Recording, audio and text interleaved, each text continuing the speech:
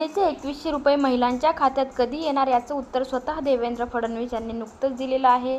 तर काय म्हणाले देवेंद्र फडणवीस तेच आपण या चॅनलवरती बघणार आहोत. तर बघा, मुख्यमंत्री देवेंद्र फडणवीस असे म्हणाले की लाडकी बहीण ही योजना सुरूच राहणार आहे आणि लाडकी बहीण योजनेअंतर्गत आम्ही महिलांच्या 2100 रुपयेसुद्धा देणार आहोत, परंतु याचा विचार आम्ही बजेट सादर करण्याच्या वेळी करणार आहोत, असं देवेंद्र फडणवीस म्हणाले.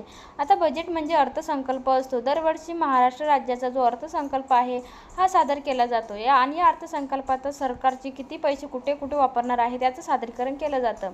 आता बजेटच्या वेळी लाडकी बहीण योजनेचे पैसे वाढवण्याचा प्रस्ताव सरकारने टाकलेला आहे आणि हा प्रस्ताव अप्रूव्ह झाल्यानंतर लाडक्या बहिणीच्या खात्यामध्ये हे 2100 रुपये येण्यास सुरुवात होणार आहे. तोपर्यंत तुम्हाला लाडकी बहीण योजनेचे जे काही 1500 रुपये आहेत ते दर महिन्याला मिळणार आहेत. आता डिसेंबर महिन्याचे जे तुम्हाला 2100 मिळाले नाही तर 1500 रुपये हे नक्की तुम्हाला मिळणार आहेत. तर जास्तीत जास्त महिलांपर्यंत हा व्हिडिओ शेअर करा.